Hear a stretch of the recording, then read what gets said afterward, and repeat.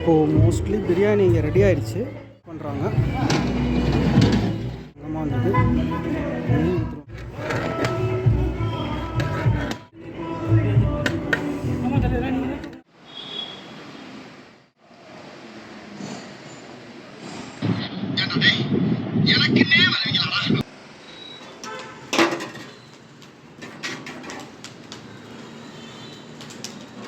இதில் என்னென்ன போட்டிருக்காங்கனாக்கா வெங்காயம், எண்ணெய், பட்டை, கிராம்பு, ஏலக்காய். ஸோ தட் எல்லாமே இதை ஃபுல் அண்ட் ஃபுல் போட்டு ரெடி பண்ணி வச்சிட்டாங்க. இதுக்கப்புறம் இதில் தக்காளி, தயிர், இஞ்சி போட்டிருக்காங்க. அந்த அளவுக்கு ஏற்ற மாதிரி போட்டிருக்காங்க. ஒரு இது செட்டு. இதில் வந்துட்டு பூண்டு, உப்பு, மிளகாத்தூள் கொடுத்துருக்காங்க. அதில்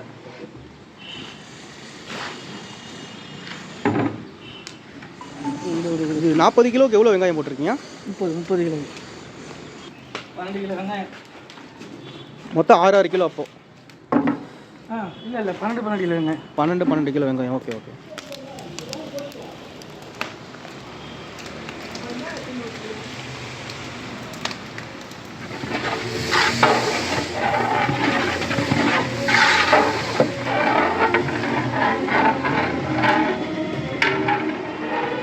இப்போ இதில் வந்து பூண்டு கொடுக்குறோம். பூண்டு, உப்பு, மிளகாத்தூள் 4 இதில் கொடுக்குறோம்.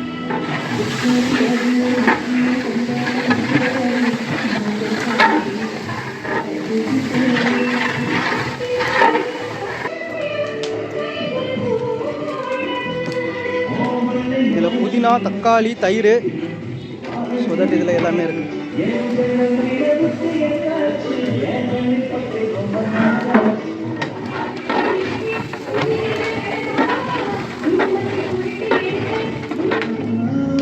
இப்போ வந்துட்டு சிக்கன் இதில் கொட்ட போகிறோம்.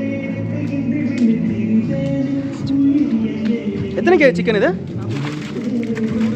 30 கிலோ ரைஸுக்கு 40 கேஜி சிக்கன். எல்லாருக்கும் நல்ல தரமாக பீஸ் வரும். பெரிய பீஸாக இருக்குது. மோஸ்ட்லி இவ்வளோ பெருசாக போட்டாக்கா சிக்கன் உடையாது. அது சுற்றி அடி பிடிக்காமல் இருக்க கரெக்டாக அதை வந்துட்டு இது பண்ணி விடுவாங்க, கிளறி விடுவாங்க. சாப்பாடில் இப்போ வந்துட்டு பால் ஊற்றுறாங்க. இது எதுக்குனாக்கா சாப்பாடு கொஞ்சம் சாஃப்டாக வரணுங்கிறதுக்காக. மோஸ்ட்லி இது வந்துட்டு கடைங்கள்லாம் இந்த மாதிரி பண்ண மாட்டாங்க. ஒரு ஃபங்க்ஷன் சொல்லிட்டு வரும்போது அந்த சாப்பாடு அதிகமாக டேஸ்ட் ஆகிறதுக்கு காரணம் அடிஷ்னலாக நம்ம இந்த மாதிரி போடுறதுனால தான்.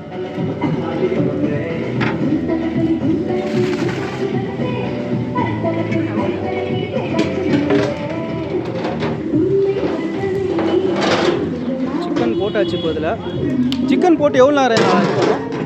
10 நிமிஷம் கொதி வந்தோன்னே 10 நிமிஷம் கொதி வந்தோடனே நெக்ஸ்ட்டு தம்மு தான். அரிசியை வந்து தண்ணியில் ஊற வைக்கிறாங்க. மோஸ்ட்லி எல்லாம் கையில் தான் எடுக்கிறாங்க. மேபி ஏதாச்சும் ஒரு பாத்திரத்தில் எடுத்தாக்கா அரிசி உடஞ்சிரும். அதுக்கப்புறம் அது நல்லா இருக்காதுன்னு சொல்லிட்டு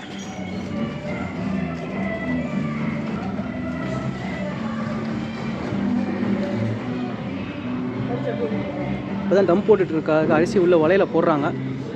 அரிசி எவ்வளோ நேரம் கொதிக்கணும்?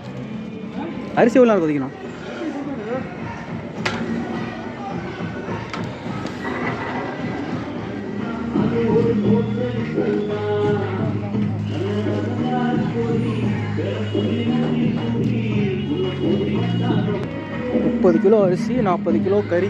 ஸோ தட் பிரியாணி இன்னும் கொஞ்சம் நேரத்தில் ரெடி ஆகிட போகுது. தம் போட்டு முடிக்க போகிறாங்க. சாப்பாடு வந்து அரை வேக்காடில் எடுத்துருவாங்க அரிசியை. இதுக்கப்புறமா தான் தம் போடுவாங்க. ஸோ அதில் ஆஃப் பாயிலேருந்து எடுத்துகிட்டு அதில் தம் போடுவாங்க. இது அளவு பார்த்து அதுக்கேற்ற மாதிரி தண்ணி ஊற்றுவாங்க.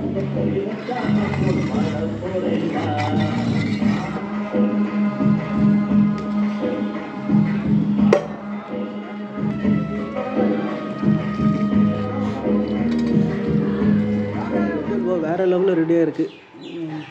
ஃபுல் நட்ஸ் தான். இங்கே ரெடி ஆகிறதுக்கே ஒரு 2 hours ஒர்க் பண்ண வேண்டியது இருக்கும் பிரெட் அல்வாவில்.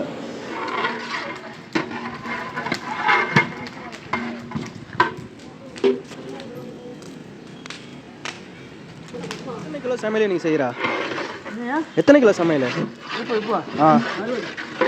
60 கிலோ. ரைஸ் எவ்வளவு, கறி எவ்வளவு?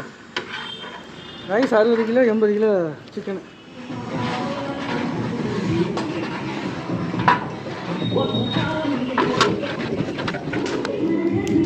ஒன்றுக்கு எத்தனை பேக்கெட் பூ கொடுக்கணும்? 1 கிலோ. இது ரைத்தாவுக்காக கொஞ்சம் சின்ன சின்ன பீஸாக கட் பண்ணுறது. So that full and full போட்டு கட் பண்ணணும் ஈஸியாக இருக்கும். பண்ணுறாங்க. வெறும் அனலில் மட்டும்தான் அது வேகும். அதுக்கப்புறம்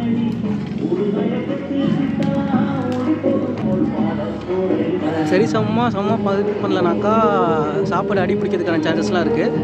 அது எக்ஸ்பீரியன்ஸ் கையாக இருக்கிறவங்க வந்து அதை கரெக்டாக பண்ணுவாங்க மோஸ்ட்லி. ஏன்னா அது கட்டுறதுக்குமே அந்த கறியை கரெக்டாக வைக்க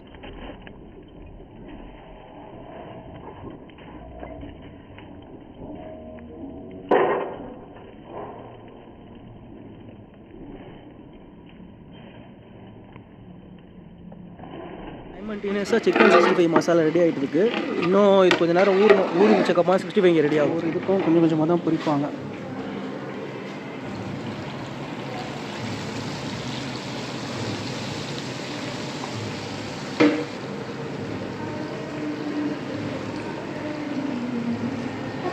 மோஸ்ட்லி பிரியாணி இங்கே ரெடி ஆகிடுச்சு.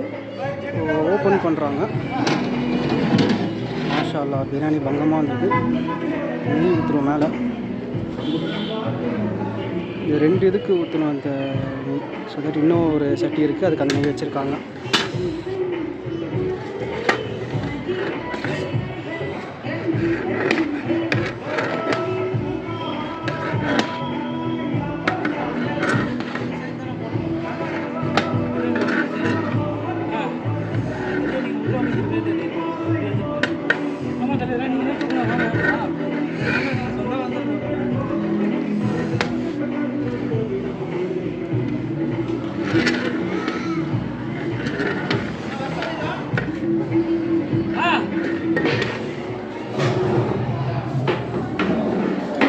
அவ்வளோதான், today biryani is ready.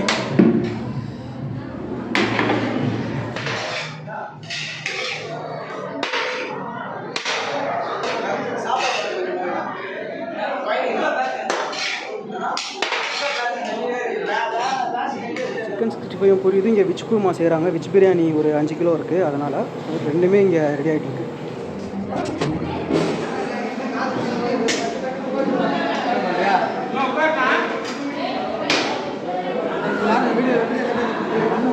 So that நமக்கு இன்றைக்கி வந்துட்டு சாப்பாடு செஞ்சு ஃபுல்லாக முடிச்சாச்சு. சாப்பாடு இப்போ சாப்பிட போகிறோம். வந்துட்டு onion raita, chicken 65, bread halwa, கத்திரிக்காய் சட்னி, பிரிஞ்சால், 2 லெக் பீஸ் வச்சுருக்காங்க. நமக்கு நம்ம ஃபேமஸ் யூடியூபர் ஐட்டம் போல் இருக்குது. பிஸ்மில்லா. நம்ம நார்மலாக கடையில் சாப்பிட்ற பிரியாணியை விட இந்தமாதிரி ஒரு ஃபங்க்ஷன்லேயோ ஒரு பார்ட்டியில் சாப்பிடும்போது அதோட டேஸ்ட்டே ரொம்ப நல்லாயிருக்கும். ஏன்னா எல்லா குவான்டிட்டியுமே நெக்ஸ்ட் அதிகமாக போடுவாங்க. அதுவே வந்து ரொம்ப சாப்பாடு ரொம்ப ஜூஸியாக இருக்கும். ஹாய் ஃப்ரெண்ட்ஸ், இன்றைக்கி நம்ம அந்த சமையல் வீடியோ ஃபுல்லாக பார்த்துருப்போம். ஒரு சமையல், ஒரு பிரியாணி செய்கிறதுக்கு எவ்வளோ டைம் ஆகுது, எவ்வளோ ஒரு உழைப்பு தேவைப்படுதுங்க நமக்கு தெரியும். ஸோ சாப்பாடு யாரும் வேஸ்ட் பண்ணாதீங்க, அதை வேஸ்ட் பண்ணாமல் சாப்பிடுங்க. ஸோ அது சாப்பாடு மட்டும் தான் நம்ம போதும்னு சொல்லக்கூடிய ஒரே ஒரு பொருள். அது தவிர்த்து எல்லாமே வேணாம் போதும் அப்படின்னு சொல்லவே மாட்டோம். ஸோ சாப்பாடு வந்துட்டு அளவாக சாப்பிட்றத விட நமக்கு வேஸ்ட் பண்ணாமல் சாப்பிடுங்க அந்த சாப்பாடு உங்களுக்கு ஆர்டர் வேணும் அப்படின்னாக்கா நம்ம சர்புதீன் பாயை கான்டாக்ட் பண்ணுங்கள். உங்களுக்கு நல்ல ஒரு டெண்டரியாக ஒரு வாட்டர் ஒரு நல்ல ஒரு டேஸ்டியான பிரியாணி செஞ்சு கொடுப்பாரு. வீடியோ பிடிச்சிருந்தால் லைக் அண்ட் சப்ஸ்கிரைப் பண்ணுங்கள். சேனலுக்கு கொஞ்சம் சப்போர்ட் பண்ணுங்கள் ஃப்ரெண்ட்ஸ். தேங்க்ஸ், பாய்.